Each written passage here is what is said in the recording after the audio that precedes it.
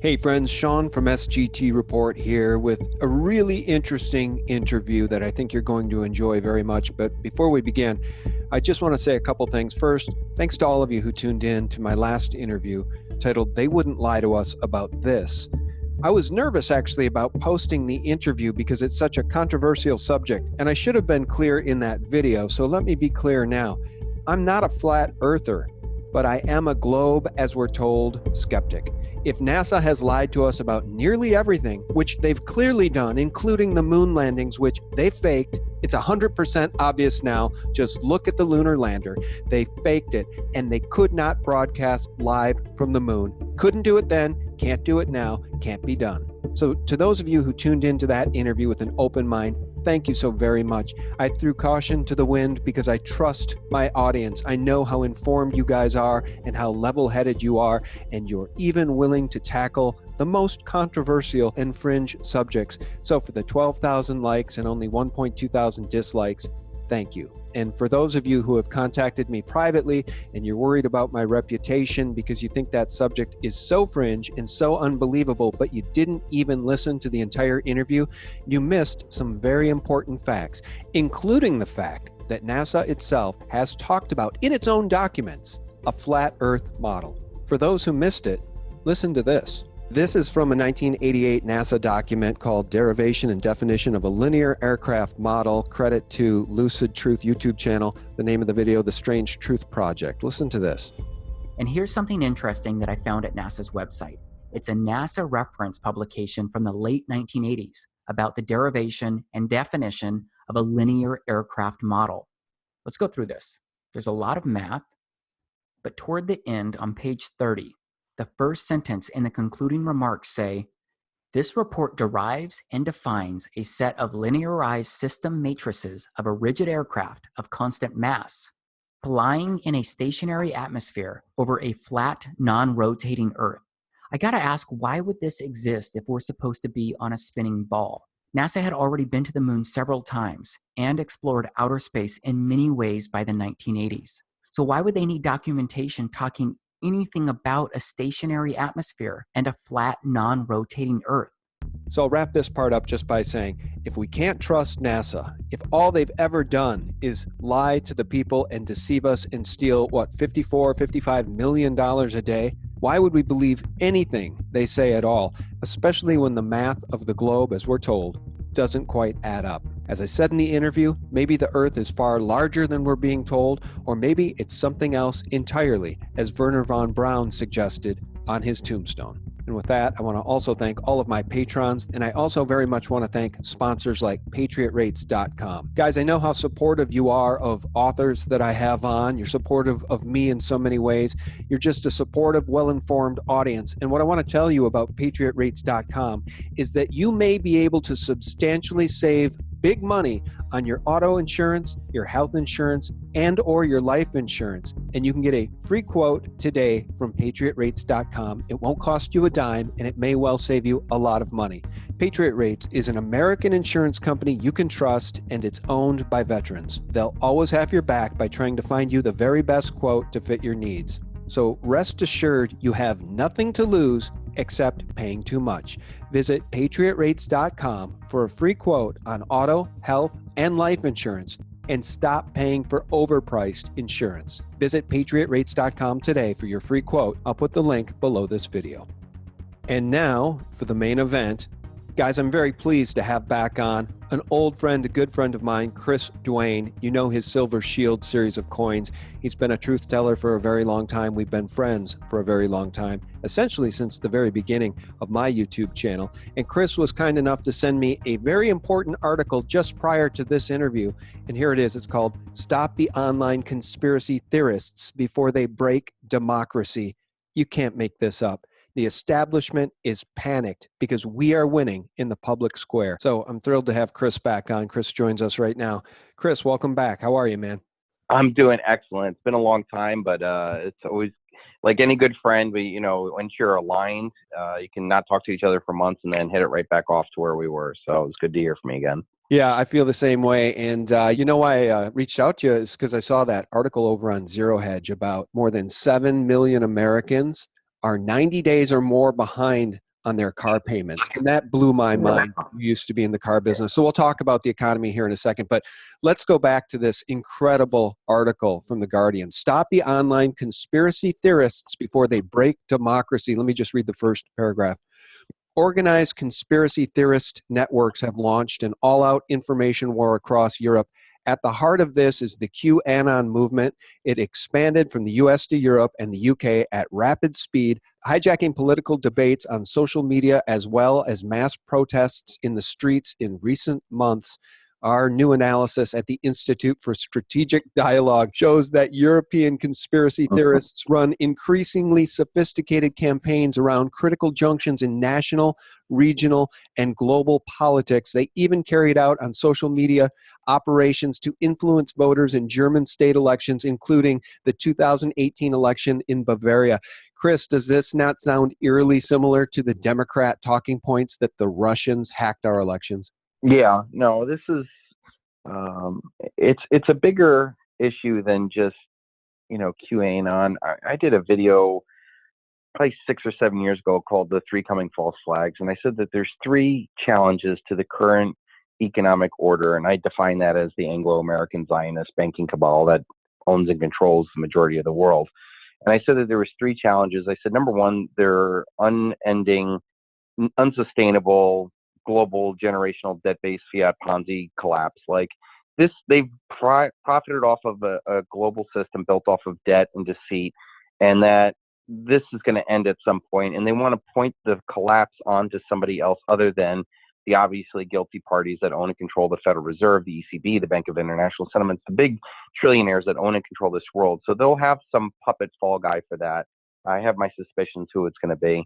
The second threat is the rising military powers of Russia, China, Iran, the anti-hegemon, as I called with them. And there's obviously friction going on with them because those countries did not benefit off of the current, Anglo-American Zionist paradigm. In fact, they suffered under it. The Zionists were behind the Bolshevik Revolution. They were, the British were behind the Opium Wars that destroyed dynastic China. That's right. And these countries know what they were up against.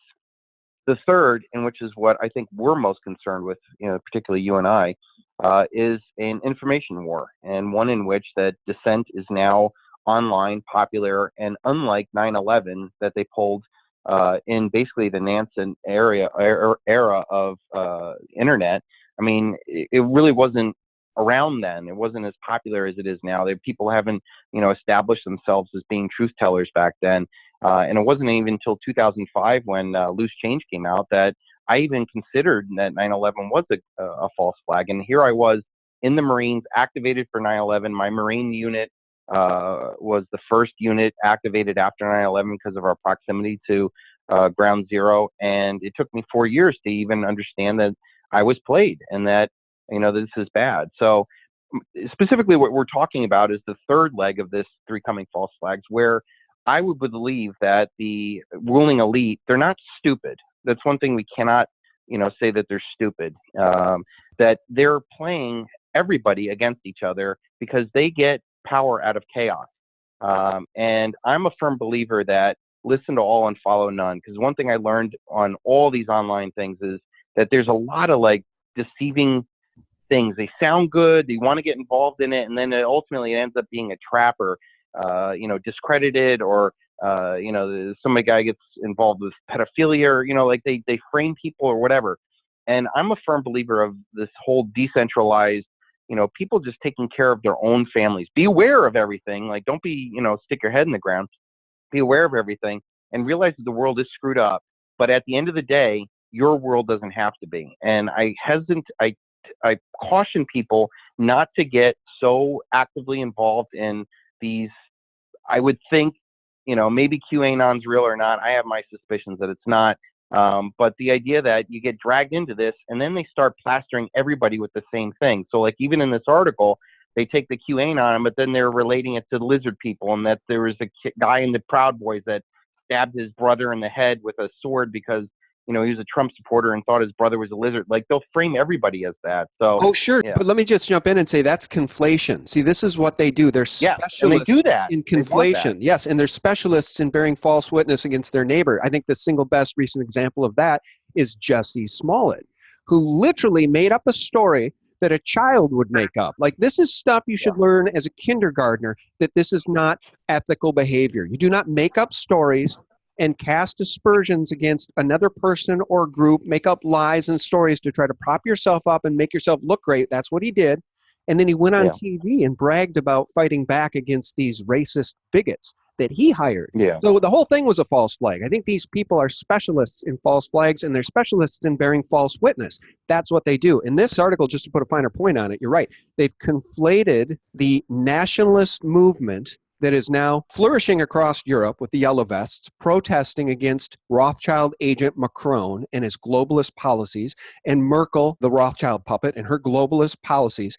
And what these people fear the most is truth. And that's why they're changing their algorithm. So let me read the sub-headline here on this article. I missed it. You're right. This is where they conflate the movement of sovereignty and nationalism and liberty and the search for truth with cannibals and aliens and lizard overlords. This is the subheadline. Cannibals, aliens, and clandestine lizard overlords. Thanks to algorithms, such ideas threaten the future of Europe. Those are not the ideas that threaten the future of Europe. The ideas that threaten the future of the European vision for a one-world government in the EU and these people being ruled by unelected bureaucrats in Brussels is liberty. They fear liberty. They fear people who are informed and who recognize the puppet masters, the Rothschild puppet masters, the Zionists and the bureaucrats in Brussels, the ones you just mentioned, the Rothschild puppet masters. That's what they fear. So they're changing the algorithms on YouTube so that interesting videos about this type of research don't come up in the search results. And YouTube will no longer recommend them in the sidebar. So this is a war against truth, Chris. Oh, absolutely. And I think what they really fear, and this is a line that I've used a lot, I said that there are only conscious individual solutions to all of these unconscious collectivist problems. The real weapon that we have is recognize that we are the source of power, and that every time we watch their media, every time we vote for their puppets, every time we bank in their system, every time we consume with their corporations, every time that we participate in any collectivist group, we are giving our power to some guy at the top who benefits off of it. Even the resistance movements, I see a lot of these resistance movements that come up and go, and they get all these well-meaning people who donate money and time and effort, and then get robbed in the end. I mean, I see that all the time. So my solution has always been, trust me, I've gone down the rabbit hole just as much as you have, Sean. If anybody who's still new to this, go to the sonsoflibertyacademy.com. I created a 46-hour video lesson with 1,700 PowerPoints describing everything out there. Like, I'm not ignorant to what we're dealing with, but I found the most successful and the most meaningful way of resistance is simply recognizing the world is screwed up, but my world doesn't have to be. Recognize that I don't need to bank inside their system. I can stack silver. I will never vote again because it's a rigged system. I don't care who gets in, Republican or Democrat. When it comes to things that matter the most, the three pillars of their power is federal power, federal oversight of the country. There's no states' rights. So both Democrats and Republicans agree on that. Central banking, which is the root of all this evil, and the military-industrial complex. Those three things are what power is in the United States. It's never up for ballot. It didn't matter if Hillary or Trump got into power. The banksters would have won. We still would have had more debt and death. So I recommend to people, recognize the world's screwed up, but take active action in your life. Don't waste too much time, getting into any collectivist groups and marches and all that other stuff. It's a sham. It's a waste of your time and energy. You're far better off focusing on creating real friends, real skills, and real assets in your life. And that is what they fear.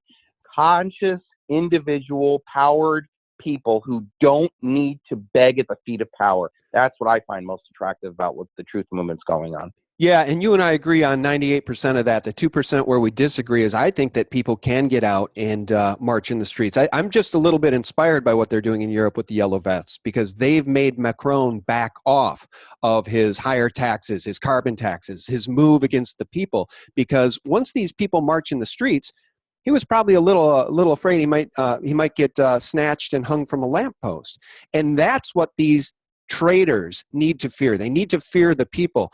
All right, so let me read this. You could not have sent me a better article, Chris, just 15 minutes before our call. This is perfect. They write, across Europe, conspiracy theorists that mix old anti-Semitic tropes with new ones that demonize migrants and Muslims. Okay, wait. Macron and Merkel have flooded their nations with these immigrants who refuse to become part of the nation and are causing all sorts of problems. That's why they're being demonized, but I'll continue. It's even worse than that, Sean. With the Anglo-American Zionists have destabilized moderate Arab regimes, forcing these people to leave those areas. They didn't just pick up and flood in there because it's wealth and riches. The Greater Israel Project has destabilized Syria and destroyed these nations. They have nowhere else to go. Yeah, that's a great point. That is, that's even a wider range of problems. They're doing this on purpose. Yeah, that's right. Divide and conquer, problem, reaction, solution. I'll continue. It says, a recent study showed that a stunning 60% of Brits believe in at least one conspiracy theory. Oh my God, Chris. How insane. We have so much to do. You and I both know the world is run by conspiracies. Everything is literally everything is a lie. The Federal Reserve was a conspiracy. The formation of the Federal Reserve in 1913, a conspiracy. Those guys met in secret at Jekyll Island. You need to go no further than that, folks. And then don't even get me started about NASA. Pardon? Yeah. And they own all the money as a result. Yeah, but Once you control the currency, you control everything. Politics, corporations, militaries. I mean, the whole world destiny. You're right. But just look into that. That would solve everything. But they fear it. They fear it. And this is why they write pathetic articles like this. I'll continue. The ideas that a cabal of global elites run the world, that there is a plot to replace white English natives with Muslim migrants, and that the authorities are covering up immigration numbers are among the most commonly held conspiracy theories. In QAnon forums, it's hard to overlook the holy mess of logical fallacies and contradictions. Its adherents link the MI6, Facebook, and the Rothschilds to the Vatican, Hollywood, the Nazis, the Illuminati, and aliens in order to explain that climate change is a hoax, the Holocaust never happened, the world is run by pedophiles, Satanists, and cannibals, and that the Queen is a direct descendant of Prophet Muhammad. Do you see how they conflated all of those important topics, all of the most important topics conflated and put into this one jumbled piece of crap paragraph to try to scare people away from doing this research? That's how scared they are. They are scared to death because we're winning the war, the information war, in the public square. And so now they're cheating, Chris. They're changing the algorithms because they cannot debate us. They cannot win in the public square. Yeah. At the end of the day, they can do whatever they want. Truth is slowly leaking out. And I'll tell you where we win the war is when this global generational debt-based fiat Ponzi collapses. Because right now, a lot of people are just simply distracted or frustrated or tired trying to keep alive on this inflation wheel that keeps sucking wealth from us. And, you know, ultimately, there's so many people who benefit off of this, and they think they do, like, oh, we can consume so much and we can do all this other stuff. But ultimately, it's stealing our lifeblood into unsustainable, immoral things like, you know, the wars that we're participating in, the societal Ponzi schemes and Social Security and Medicare, health care is getting so ridiculously expensive because of that. And all of it could be just solved if people recognize that the root of all these problems, the wars, diseases, all this stuff, really results from the money power being consolidated by this secret cabal. This is not wackadoo conspiracy theory. There are old school money men that own the private central banks of the world that issue all the currency in the world as debt to us. They own the world plus 5%, 4%. Because it's a constant Ponzi scheme that they have to increase the amount of debt every year in excess of the debt and interest accrued the year before. And because they have first access to this money, they're able to run, huge war campaigns, finance millions of dollars, buy up some of the smartest minds in technology to serve their interests. And when the Ponzi scheme collapses, people will suddenly be left naked and not know what to do. And I think that's when the truth movement really has an opportunity to be the mature adults in the room and say, hey, glad you woke up now. There's no more excuse to be ignorant. You've suffered and you're going to continue to suffer until you start to recognize the power that you have inside of you, that we don't need them. They need us. We don't need them. And the more that individuals recognize the world is screwed up and walk away from it, I think that provides little bastions of security and strength at a very local level, at the very least, just for your family. And hopefully, in time, and I believe that the collapse of the global generational debt-based fiat Ponzi scheme is going to lead to the rise of gold and silver in particular as means of real wealth, and we'll be able to buy and create a new conscious world when the old one's falling to ashes. Yeah, let's talk about the economy right now. I think this is a good segue because people can empower themselves. And you and I started these conversations back in what, 2010, 2011? When Oh, yeah. I so mean, cheap. a long time. And now silver's right back to as cheap as it was then, pretty much. And here's the thing, though, guys. If you're listening to this message, if you're listening to this conversation, you, unlike your neighbors and your colleagues and your friends who don't know anything about buying physical silver or gold, you can empower yourself by getting silver so cheap right now, it's unbelievable. It's literally being subsidized. This cheap price is being subsidized by the criminal banks. Today, there's an article on Zero Hedge that reads, traders puzzled after gold surges to 10-month highs. Is gold trading as a safe haven or a risky commodity? It's not a risky commodity, folks. It's real money. It is unencumbered by debt. If you hold it, you own it, and you have real wealth, and the same is true for silver. Is that about right, Chris? Yeah, absolutely. First of all, even though silver's at, what, $15, it's as cheap as it was when I bought $7 silver, because there's at least twice the amount of money and debt out there. So just because silver's at $15, it literally is like $7 silver in 2008. So it is as cheap as it is then. But the real value of it is that I look at it like this. The whole world has quadrillions of dollars of digital illusions of wealth. Everything is a future claim on wealth. Everything is a leveraged bet on on a lie, like that we can continue to consume, we can continue to run our debt, and that everything's going to keep rising up. At some point, mathematically, psychologically, it all ends. And when all these digital illusions of wealth crash, what else is humanity going to be able to base value on if not gold and silver? And that's where I don't necessarily think silver is just going to go up in value like we saw in the Bitcoin bubble. I think that we're going to see the destruction of all the other asset classes out there, and particularly real estate, which is a digital illusion of wealth because it's funded by 30-year mortgages, 4% loans, liar loans, all these ways of subsidizing it. And, these states and counties are taxing the crap out of them. And I believe when the collapse happens, the value of real estate in particular is going to be devastated because there's not going to be the debt out there to be able to, to leverage up. The underlying economy, 70% of our American economy is going to be devastated because we'll no longer be able to borrow money that we don't have, to buy things we don't need, to impress people who don't care. And when that economy collapses, everything's going to start going down. And I can't wait for the day that I can exchange an ounce of silver for, a plot of land, a couple of ounces of silver for a couple acres of land, because I think that's the kind of ramifications that has to happen in this global generational debt-based fiat Ponzi collapse. And I think that's when you're going to be able to transfer your wealth from this paradigm to the next paradigm. And for the people who don't get how cheap silver is or how rare silver is, the best estimates of above ground silver is anywhere between 1 and 2 billion ounces of silver. I'll let you know a little simple fact. There's close to 8 billion people on Earth. That's less than a quarter of an ounce to maybe a tenth of an ounce of silver per person if it was equally distributed. And I know guys who have a ton, literally a ton of silver, which means, and there's manufacturers and banking and all this other stuff, it's not evenly distributed. So even if you have 1 ounce of silver, you're literally putting yourself ahead of 95% of humanity that doesn't even know what real tangible wealth is anymore. And I think that's going to be the key difference between people who are able to transfer their wealth from this paradigm into whatever the next paradigm it is. And trust me, Sean, I don't think we're going to come out of this next paradigm or next collapse the way we did in 2008, because they have advanced AI, robotics, and they don't need our labor. This will be the first time that in human history where the elites don't need our labor or even our consumption. They literally can live like gods unto themselves just with the technology that they have.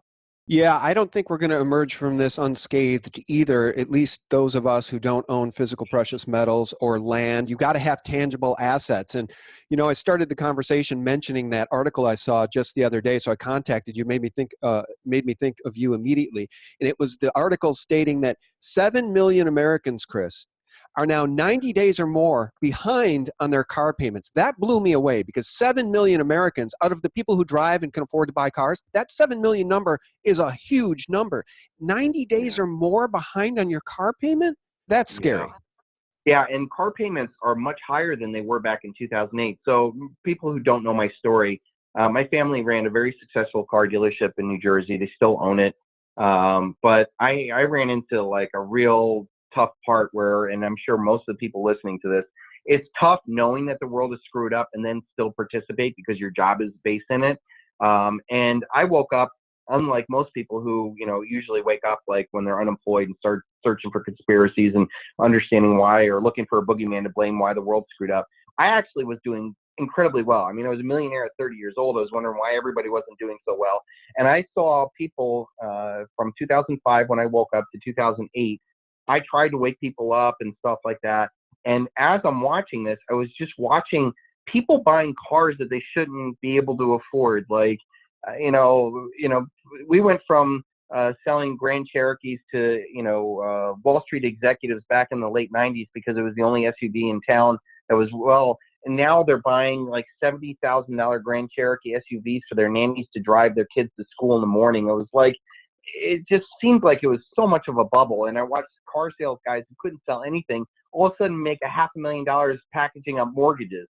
Like there's signs out there to say that this does not end well. And certainly the car bubble is one part of it. I think the student loan bubble is even scarier. I think the mortgage bubble is worse. And then we just hit $22 trillion in the federal debt. And that doesn't include all the state debt, like California, New York, and Illinois, or the city debt, like in Los Angeles and Chicago and New York. It doesn't include the corporate debt. It doesn't include the $240 trillion of unfunded liabilities. And it doesn't include the global debt. China increased their debt 3 times since the 2008 financial crisis. This is a world floating on debt, and it does not end well. And the biggest thing for our listeners is debt is easy to take on when times are good, but that's what kills you when times go bad. So if you bought the car that you think that you're going to afford forever, think about what it's going to be like when your job ends. If you overextended on the house, maybe it's time to pay off some mortgage. Maybe it's time to pay off the credit cards, because the debt is what chokes you when the legs of the economy gets knocked out. Yeah, it's just insanity. I mean, I see these people driving around in these brand new Yukon XLs, or the Cadillac version of those giant Suburbans, and I know those are $90,000 or $75,000, and it's just the Lincoln is 110. I couldn't believe it. It's absolutely absurd. No wonder they're 90 days behind on their payments. It's absolutely reckless and absurd. And I feel badly for them, because I bet you they don't have any physical precious metals to their name either. They don't have anything unencumbered. All they have is debt. Yeah, I think generational serfdom is what's coming. I think at the end of the day,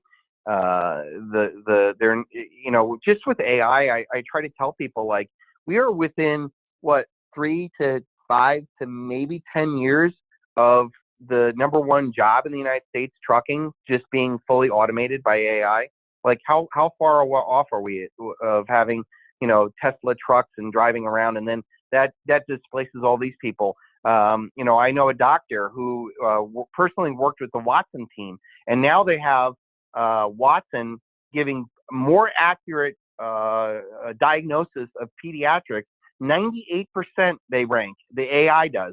So you have these students that go through medical school and all that other stuff. They can be replaced by AI. Like there's AI art that's going on now. That's the new greatest trend now, that AI is creating art. Like, this is a very scary predicament. And I think this is the last chance the average person is going to be able to attract historically significant wealth, real wealth.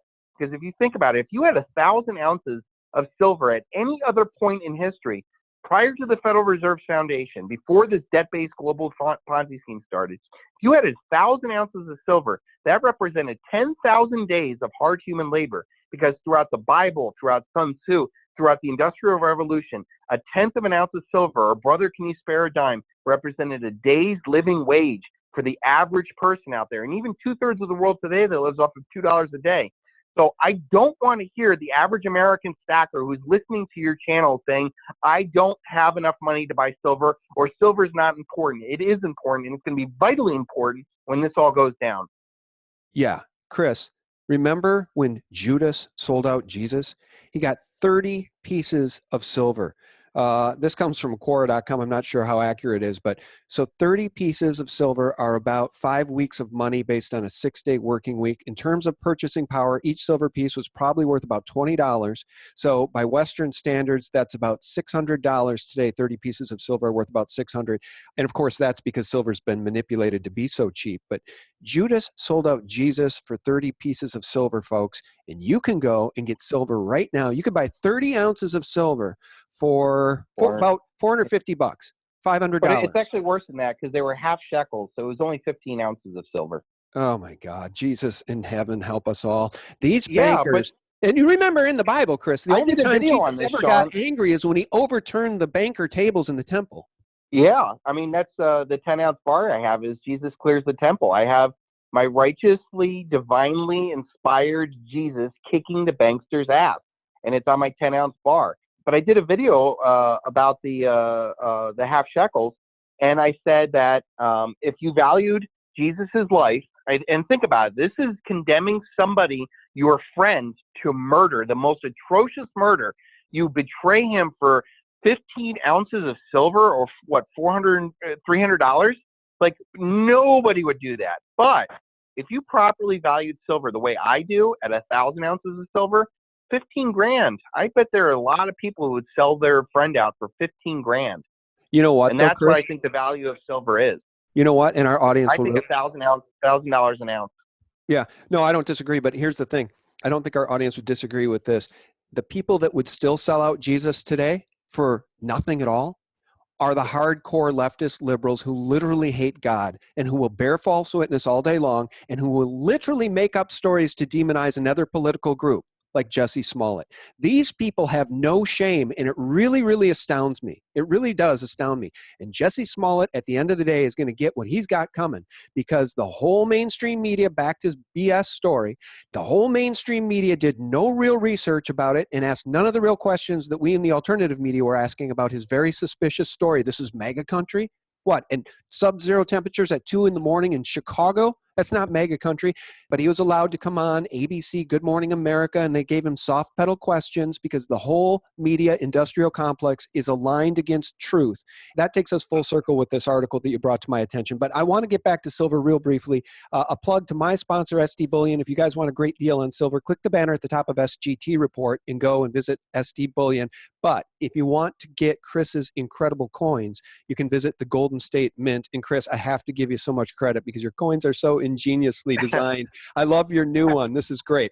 The original resting bitch face. RBF. It's the bust of our favorite lady, folks, the Queen of England. The woman and her family, the dynasty behind so much pain, so much turmoil, so much murder and death. You hit on it earlier, the opium wars in China. This woman, the bust of this woman, can you imagine the souls, the lives, the bloodshed on behalf of her and her empire? Stunning. Yeah, and it's really it's stunning. Going to begin my new series called Obey Queen's Beasts, because I'm tired of this, Anglo worship of the royals. They are horrible, horrible people. The British Empire is responsible for invading over 180 nations. There's only like 190 in existence, and the British have invaded 9 out of 10 of every country out there. They've had concentration camps. They've had invasions, enslavement. Everything, and it's all profited that royal family. They're not even British. They're German. That's right. And Prince Charles brags that he's related to Vlad the Impaler, the original Dracula. And Prince Charles, I'll play the clip here, is absolutely thrilled to be related to Vlad the Impaler. The genealogy shows that I'm descended from Vlad the Impaler, you see. So I do have a bit of a stake in the country. Yeah, they're a very sick thing. In fact, just as a side note, I watched this movie called The Favorite with Rachel Weisz and Emma Stone. Oh, I saw that. And oh my God, the ending was just, you need eye bleach. I couldn't believe that they made a movie like that and ended it with some woman fingering the queen and rabbits. But this is the kind of insanity that this was bred from. Like, this is inbreeding and just, this idea. They're just sick people. So I can't stand, like people buying government silver in general, and in particular, all the British silver out there with the Queen on it. I'm like, you guys are silver stackers, and I don't know, maybe it's just me, but like, how do you possibly support these government mints when there's conscious alternatives like what I'm doing, and there's plenty of other people doing this, but why would you buy silver with the Queen on it? So that's why I created the resting bitch face, because I was like, I need to just make people unsee that this is something that they want to have on it. So this is going to be a mock of the whole Queen's Beast series, where I'm going to highlight the British atrocities that they have committed in the name of the Queen, in the name of the King. And this is one empire of lineage that needs to come to an end. Well, I'll tell you what, and we can wrap this up here, but I'll tell you what, Chris, you know what's astounding to me is that there's so many people in the UK, in Canada, in Australia, around the world who still think that the Queen's power is ceremonial or ornamental. And if you look at the silver coins coming out of the Perth Mint, out of the Canadian Royal Mint, or out of the UK Mint, they all have the bust of the Queen on them. This is not ceremonial power. This is multi-generational wealth and power. And that's why... Didn't you get a video taken down of Trudeau pledging allegiance to the Queen? Oh, absolutely. I played it. Yeah. I'll play it here. He pledges fealty to the Queen and absolute silence about anything that he's privy to in her royal council. I, Justin P.J. Trudeau, do solemnly and sincerely swear that I shall be a true and faithful servant to Her Majesty Queen Elizabeth II as a member of Her Majesty's Privy Council for Canada. I shall keep secret all matters committed and revealed to me in this capacity, or that shall be secretly treated of in council. I keep playing it, I keep putting it up, and they can't stop us. They can't stop truth. But you're right. These people, the ornamental power comes from people like Justin Trudeau or Macron. That's the ornamental power, because the puppet masters above them, if not the Queen of England, are the Rothschilds or the other powers, the banking powers above them. Warburg, Schiff, Rockefeller. These are legit families. They own and control the world. Yeah, and it just blows me away that so many people think the Queen's power is simply ornamental. It's not. It's not. I think they're still to this day the largest landowners. Yeah, the largest landowners on planet Earth. You can't make this up, Chris. It's just astounding. No, not at all. And that's why The Guardian and these other Mockingbird rags have to publish almost unreadable crap like the article you sent me, because they're forced now to try to conflate all of these ideas, all of these conspiracies, like the formation of the Federal Reserve in 1913. That's the first rabbit hole people ought to go down.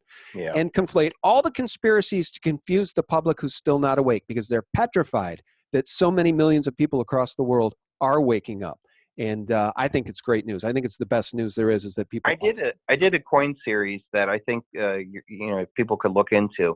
But these were conspiracies, I mean, that I think, I called it Never Forget.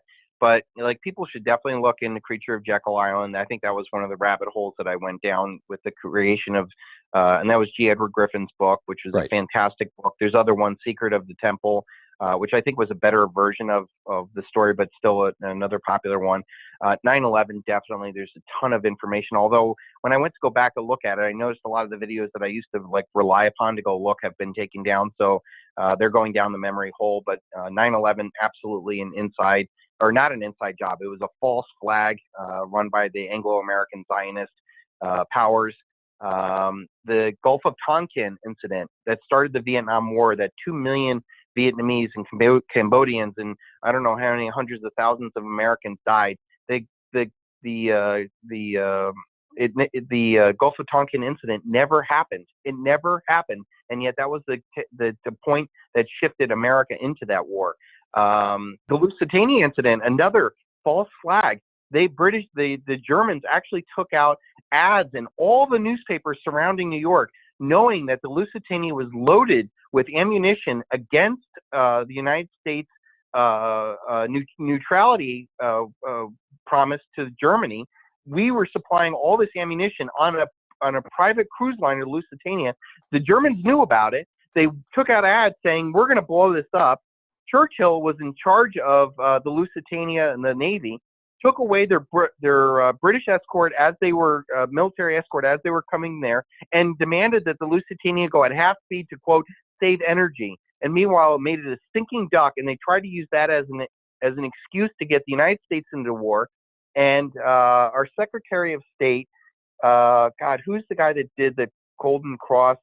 William Jennings Bryan was the Secretary of State at the time, and he resigned because he felt the powers that be wanted us to get into war, and he knew that the Lusitania was a damn dirty incident. And that was the beginning of all this debt and death, where they used these wars to impoverish nations and do this.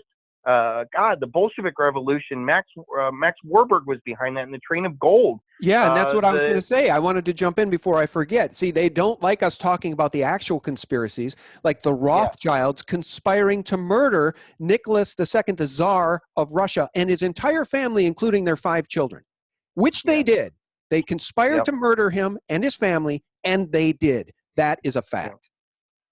These people have blood on their hands. And see, at the end of the day, Chris, I didn't think we'd go this long, but I love talking with you, because at the end of the day, we really do come back to spiritual warfare, don't we? Because these people believe in a very, very dark power. That's why they operate like this. Because normal people are not wired to conspire and murder the families of those who oppose us. We don't conspire to murder people. But these people operate this way. They operate with murder, and they conspire, and they do the most despicable things. And these rags like The Guardian just conflate all of it. Here, one thing, I don't know if you saw it, and it's a little off topic. Did you see the movie Vice? Yes, I did. And Cheney was a demon. Yeah. But he can shoot his friend in the face. He can shoot his friend in the face and not go to jail or suffer any consequences. And then the friend apologizes to him. Sorry, I got in the way of your gun. Yeah. But the thing that I got from that is that it doesn't take a very smart or talented person to rise to power when you know how the game is played. Right. And these guys, I mean, I even look at Greenspan. Okay, Greenspan, came into the scene being an Ayn Rand, loving guy, understanding the gold thing, and he got bought and paid for. And he wasn't a very talented person. They just made him into this thing, and he served them well, and they gave him medals of honor and all these accolades and all this other stuff. So they use weak people to put in power, and they manipulate them. And if they go against them, they destroy them. And that's the game. Like, you could either profit with us or you get destroyed.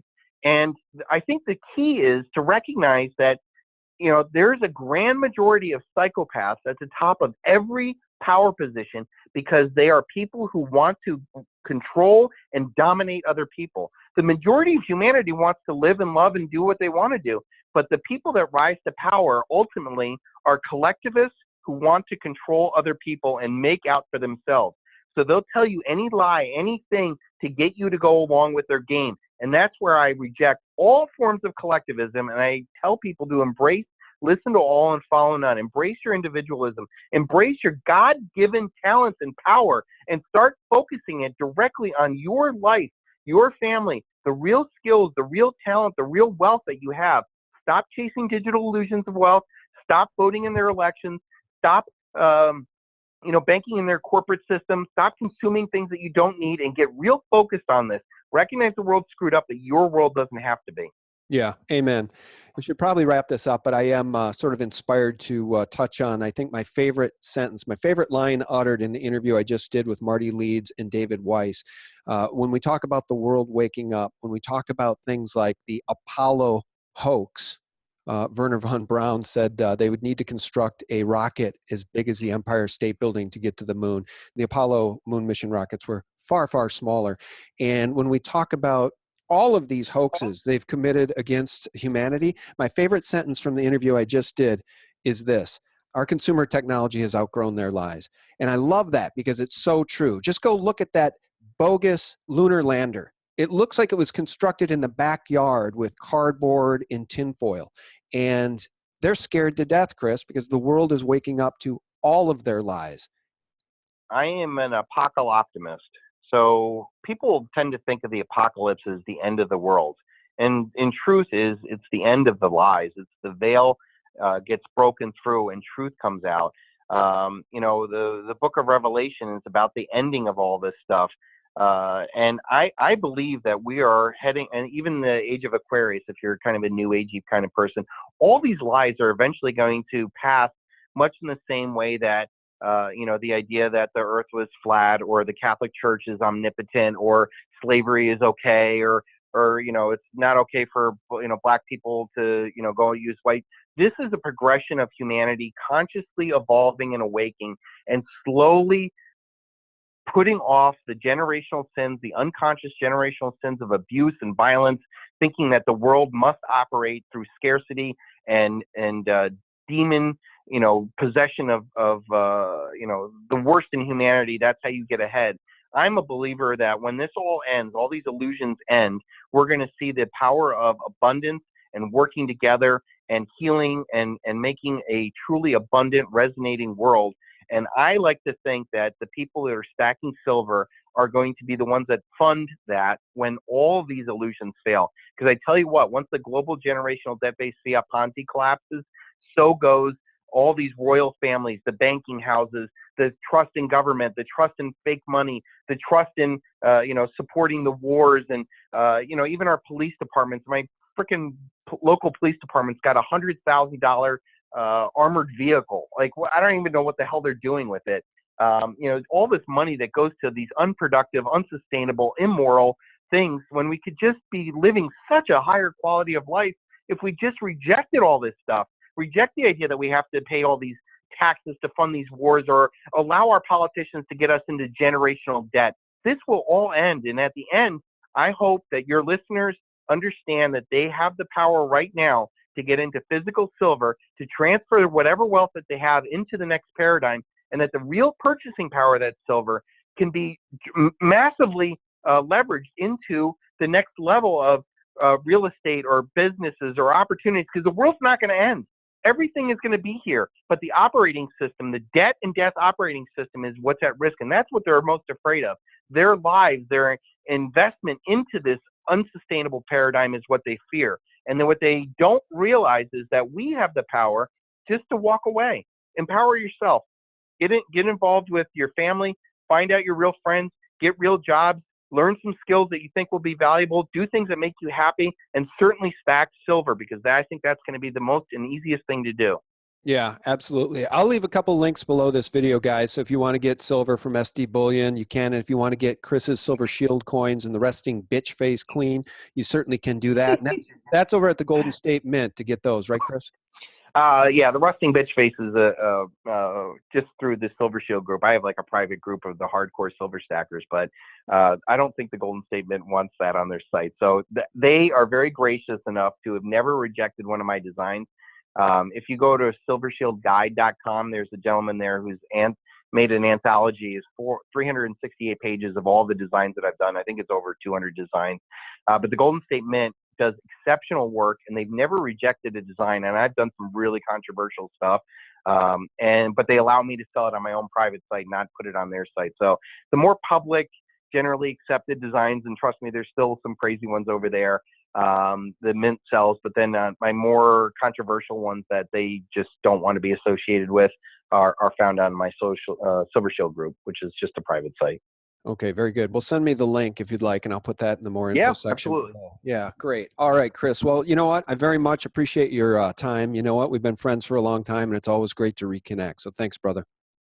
Yeah, and I trust me, Sean, like I have met a lot of the guys in the truth community, and you and like David Morgan and maybe one or two other people are the only ones that I know our hearts are in the absolute right spot. You and I disagree on a lot of issues, and I'm kind of glad we didn't touch on them today, but I know your heart's in the absolute right spot, and I really appreciate taking time to, catch up with you.